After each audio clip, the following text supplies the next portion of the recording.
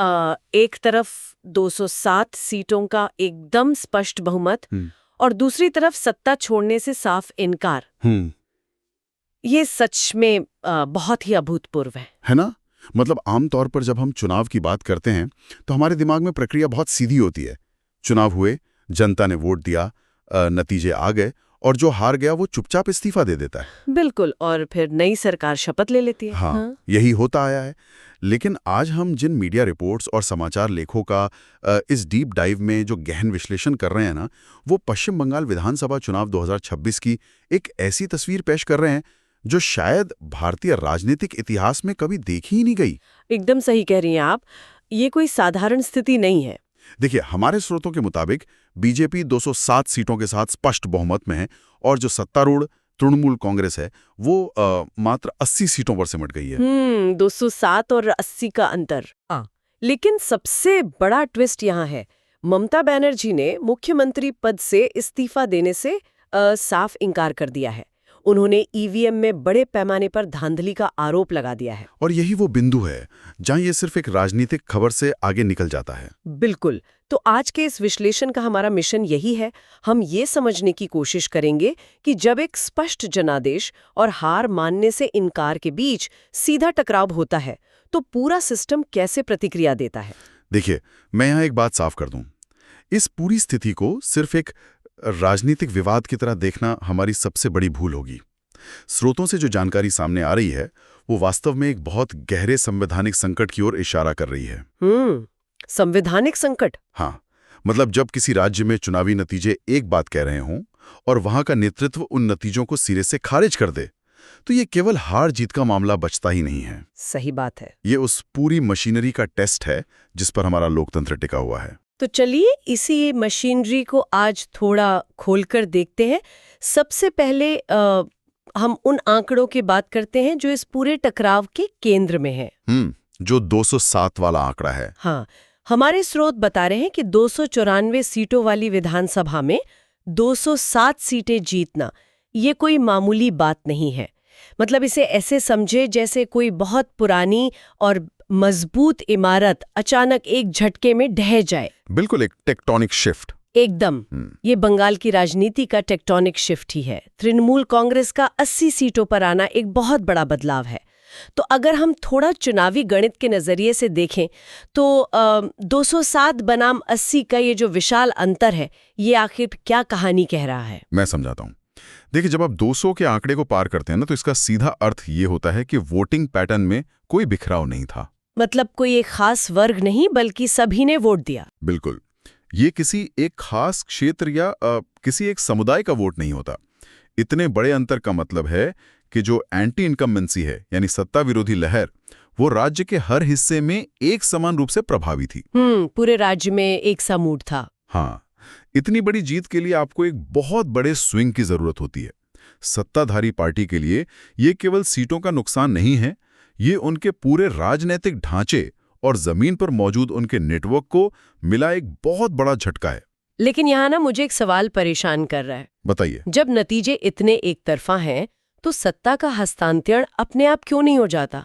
मतलब आप कानूनी प्रक्रिया की बात कर रही हैं? हाँ, मेरा मतलब है, क्या चुनाव आयोग के आंकड़े अपने आप में काफी नहीं है?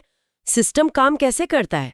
अगर चुनाव आयोग कह रहा है कि एक पार्टी जीत गई है, तो दूसरी पार्टी के पास कुर्सी पर बने रहने का तकनीकी आधार क्या बचता है? देखिए, यही वो जगह है जहां संविधान की अनकही परंपराएं और लिखित नियम आपस में बुरी तरह उलझाते हैं।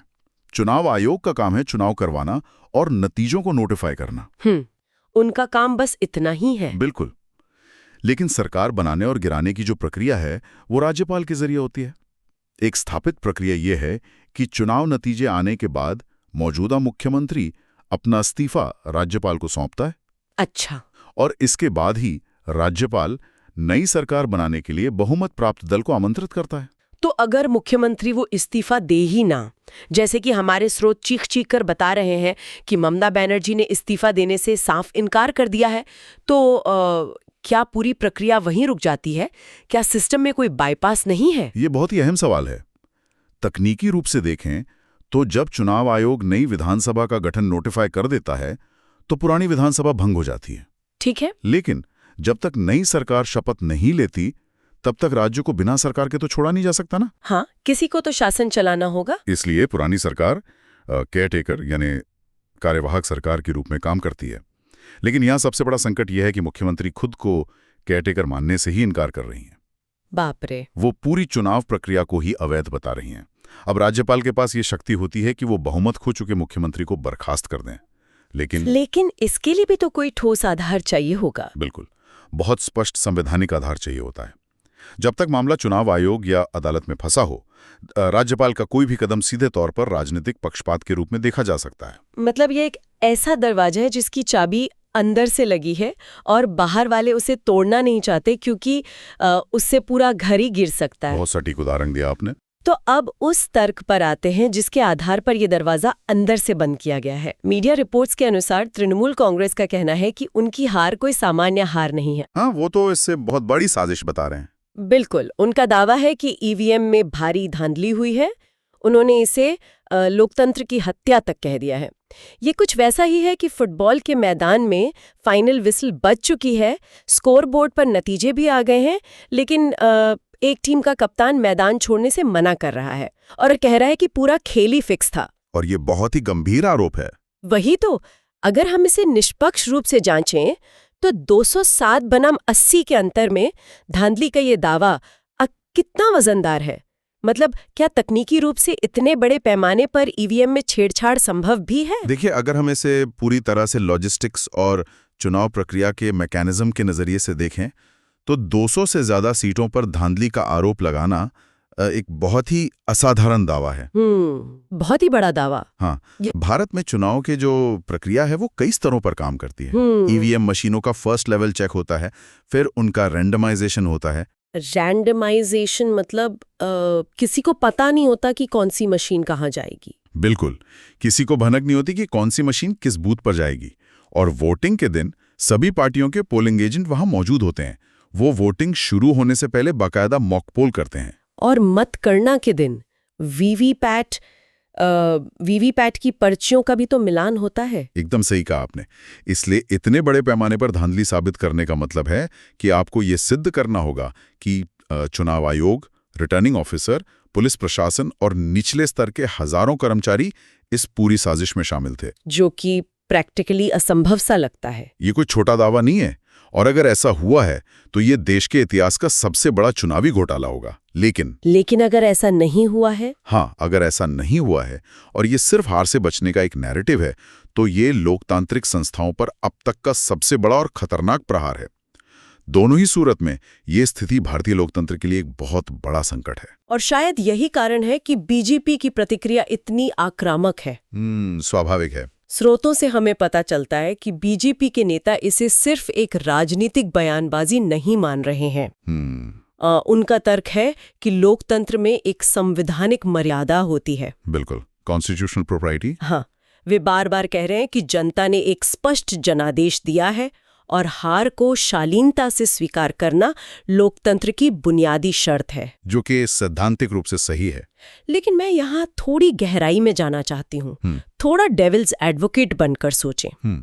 क्या लोकतंत्र सिर्फ आंकड़ों का खेल है? दिलचस्प सवाल है। मतलब अगर किसी मौजूदा मुख्यमंत्री को वास्तव में ये लगता है कि पूरी प्रक्रिया हैक कर ली गई है, तो क्या उन्हें चुपचाप हार मान लेनी चाहिए?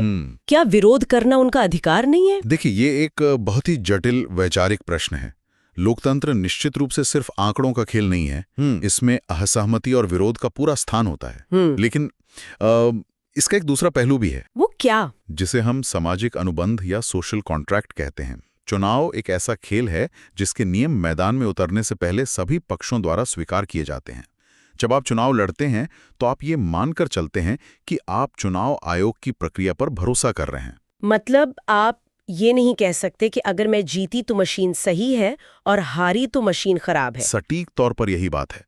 संवैधानिक मर्यादा का असली मतलब यही है कि व्यवस्था को बनाए रखने के लिए हारने वाले पक्ष की सहमति उतनी ही महत्वपूर्ण होती है जितनी जीतने वाले की।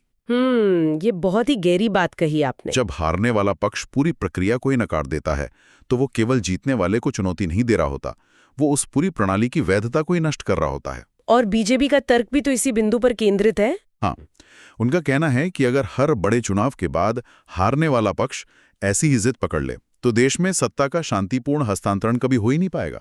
और इतिहास गवाह है कि जिन देशों में हार स्वीकार करने की परंपरा खत्म हो जाती है वहां लोकतंत्र बहुत जल्दी तानाशाही या अराजकता में बदल जाता है। और इसी अराजकता का डर अब जमीन पर दिखाई भी देने लगा है। बिल्कुल।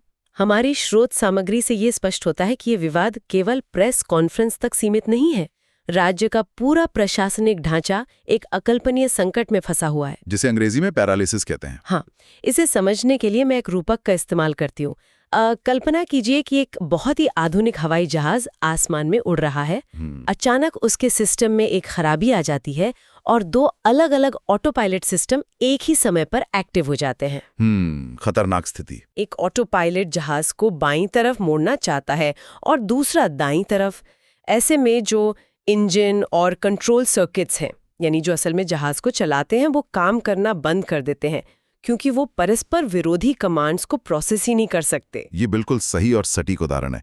इस समय राज्य की जो नौकरशाही है, चीफ सेक्रेटरी, डीजीपी और जिला स्तर के मजिस्ट्रेट, वो उसी जहाज के इंजन की तरह है। हाँ, क्योंकि एक तरफ वो मुख्यमंत्री हैं जो पद छोड़ने से मना कर रही हैं और खुद को अभी भी राज्य की मुखिया मान रही हैं, और दूसरी तरफ एक ऐसा दल है जिसके पास 207 विधायकों का स्पष्ट बहुमत है और जो नई सरकार बनाने का दावा पेश कर रहा है। तो बेचारा अफसर क्या करे? वही तो, ऐसे में एक पुलिस अधिकारी या ब्यूरोक्रेट किसकी बात सुनेगा? देखिए, यही वो स्थिति है जिसे हम संवैधानिक शून्यता या कॉन्स्टिट्यूशनल वैक्यूम कहते हैं। प्रशासन हमेशा नियमों और स्पष्ट आदेशों पर चलता है। जब आदेश देने वाला केंद्र ही विवादित हो जाए तो प्रशासन पंगु हो जाता है। उदाहरण के लिए मान लीजिए शहर में कोई हिंसक झड़प हो जाती है, तो पुलिस को निर्देश कौन देगा? अगर पुरानी सरकार कोई आदेश देती है तो नई चुनी गई पार्टी के समर्थक उसे अवैध मानकर मानने से इनकार कर देंगे। ये तो बहुत डरावनी स्थिति है। बिल्कुल। ये केवल एक राजनीतिक गतिरोध नहीं है, ये कानून व्यवस्था के पूरी तरह से ढह जाने का एक बहुत बड़ा जोखिम है। स्रोतों में इस बात को लेकर जो चिंता जताई गई है ना, वो 100% वास्तविक है। और शायद इसी जोखिम को भांपते हुए ये पूरा मामला अब कानूनी लड़ाई की ओर मुड़ गया है। हाँ, सुप्रीम कोर्ट की तरफ। बिल्कुल। ताज़ा मीडिया रिपोर्ट्स और लीगल एनालिसिस बता रहे हैं कि तृणमूल कांग्रेस चुनाव परिणामों को लेकर सीधे सुप्रीम कोर्ट जाने की तैयारी कर रही है। उन्होंने ईवीएम और पूरी चुनाव प्रक्रिया की वैधता पर सीधे सवाल उठाए हैं। अब ये एक बहुत ही दिलचस्प और अभूतपूर्व कानूनी मोड़ है। मैं ये जानना चाहती हूँ कि क्या भारत के सुप्रीम कोर्ट के इतिहास में कभी ऐसा हुआ है कि किसी एक पूरे राज्य के चुनावी नतीजों पर वो भी 207 और 80 सीटों के इतने बड़े अंतर वाले नतीजों पर रोक लगा दी गई हो? नहीं, बिल्कुल नहीं। इस स्तर पर किसी पूरे राज्य के चुनाव को शून्य घोषित करना या उस पर रोक लगाना पूरी तरह से अभूतपूर्व होगा। अच्छा। देखिए, जनप्रतिनिधित्व अधिनियम यानी representation of the people act के तहत आमतौर पर चुनाव से जुड़े विवाद व्यक्तिगत सीटों के स्तर पर लड़े जाते हैं, जिन्हें इलेक्शन पिटिशन कहा जाता है। Election petition. लेकिन जब मामला पूरे राज्य की 294 सीटों की पूरी चुनाव प्रक्रिया को चुनौती देने का हो तो मामला सीधे तौर पर संविधान के अनुच्छेद 32 के तहत मौलिक अधिकारों और लोकतांत्रिक ढांचे के उल्लंघन की ओर चला जाता है। लेकिन कोर्ट किसी नतीजे पर पहुंचेगा कैसे? मतलब इतने बड़े आरोप को साबित करने का कानूनी पैमाना क्या होगा? देखिए, सुप्रीम कोर्ट के सामने चुनौती केवल ये नहीं होगी कि वो दावों को सुने, उसे ठोस सबूत चाहिए होंगे। सबूत जैसे? अदालत चुनाव आयोग से पूरी डेटा लॉगिंग, वीवीपैट मिलान के रिकॉर्ड और उन सभी बूथों की जानकारी मांग सकती है जहां धांधली का आरोप है। लेकिन यहां सबसे बड़ा पेच समय का है। समय का पेच। सुप्रीम कोर्ट में इस तरह के बड़े और तकनीकी मामले रातों रात नहीं सुलझते। इनमें हफ्तों, महीनों या सालों में लग सकते हैं। तो इस बीच क्या होगा अगर सुप्रीम कोर्ट सुनवाई के लिए राजी हो जाता है और मामले को विस्तार से देखने का फैसला करता है? तो क्या तब तक राज्य में कोई नई सरकार नहीं बनेगी? क्या एक राज्य को महीनों तक बिना किसी वैध सरकार के छोड़ा जा सकता है? यहीं पर संविधान का एक और महत्वपूर्ण प्रावधान तस्वीर में आता है, जिसके बारे में राजनीतिक गलियारों में इस वक्त बहुत चर्चा हो रही है। कौन सा प्रावधान? अनुच्छेद 356 यानी राष्ट्रपति शासन। अच्छा, प्रेसिडेंट्स रूल। हाँ, अगर राज्यपाल ये रिपोर्ट देते हैं कि राज्य में संवैधानिक मशीनरी पूरी तरह से काम करना बंद कर चुकी है, मौजूदा मुख्यमंत्री इस्तीफा नहीं दे रहे हैं, नई सरकार बन नहीं पा रही है और प्रशासन में शून्यता आ गई है, तो केंद्र सरकार राज्य में राष्ट्रपति शासन लगा सकती है। लेकिन अगर केंद्र सरकार राष्ट्रपति शासन लगाती है तो जो पार्टी अभी 207 सीटें जीत कर आई है, मतलब बीजेपी, जो केंद्र में भी सत्ता में है, ये तो ऐसा लगेगा जैसे उन्होंने अप्रत्यक्ष रूप से राज्य पर नियंत्रण कर लिया। बिल्कुल। इससे तो तृणमूल कांग्रेस का ये आरोप और मजबूत हो जाएगा कि ये पूरी एक साजिश है। देखिए, यही इस पूरे परिदृश्य की सबसे बड़ी विडंबना है। आप जो भी कदम उठाएंगे वो किसी न किसी पक्ष के नैरेटिव को मजबूत ही करेगा। हर तरफ कुआं या खाई है। बिल्कुल। अगर आप कुछ नहीं करते हैं तो राज्य में अराजकता फैल सकती है। अगर आप राष्ट्रपति शासन लगाते हैं तो ये सीधे तौर पर एक राजनीतिक प्रतिशोध की तरह देखा जाएगा, तौर पर एक बहुत ही कड़वे राजनीतिक युद्ध के बीच में ला खड़ा करेगा। और अदालत का काम राजनीति सुलझाना नहीं है, उसका काम सिर्फ कानून की व्याख्या करना है। बाप रे, ये पूरा घटनाक्रम तो किसी पॉलिटिकल थ्रिलर से कम नहीं है। वाकई। तो अगर हम स्रोतों के इस पूरे विश्लेषण को एक धागे में पिरोएं तो हमारे सामने क्या तस्वीर उभरती है? हमने देखा कि कैसे 260 सीटों का एक ऐतिहासिक जनादेश एक अभूतपूर्व गतिरोध में बदल गया है। हमने ये समझा कि सत्ता का हस्तांतरण केवल चुनाव आयोग के प्रमाण पत्र से नहीं होता, बल्कि इसके लिए हारने वाले की स्वीकृति और एक स्थापित संवैधानिक प्रक्रिया की भी जरूरत होती है। एकदम सही। हमने ये भी डिकोड किया कि ईवीएम में धांधली का दावा करना कितना बड़ा लॉजिस्टिक चैलेंज है और कैसे ये प्रशासन के लिए 2 ऑटो पायलट वाली खतरनाक स्थिति पैदा कर रहा है। और अंत में हमने देखा कि कैसे ये पूरी लड़ाई अब सुप्रीम कोर्ट की दहलीज पर आ खड़ी हुई है, जहां फैसले में लगने वाला समय खुद एक नया संकट पैदा कर सकता है। देखिए, इस पूरे विश्लेषण का सबसे महत्वपूर्ण हिस्सा यही है कि ये मामला अब केवल पश्चिम बंगाल या 2 राजनीतिक पार्टियों का नहीं रह गया है।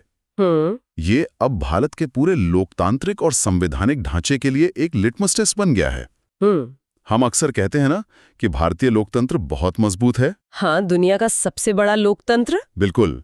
लेकिन ये गतिरोध हमें दिखाता है कि कोई भी व्यवस्था उतनी ही मजबूत होती है जितना उस व्यवस्था में भाग लेने वाले लोगों का उसमें विश्वास होता है। और यही बात हमें आज के एक बहुत ही गहरे और विचारोत्तेजक सवाल की ओर ले जाती है।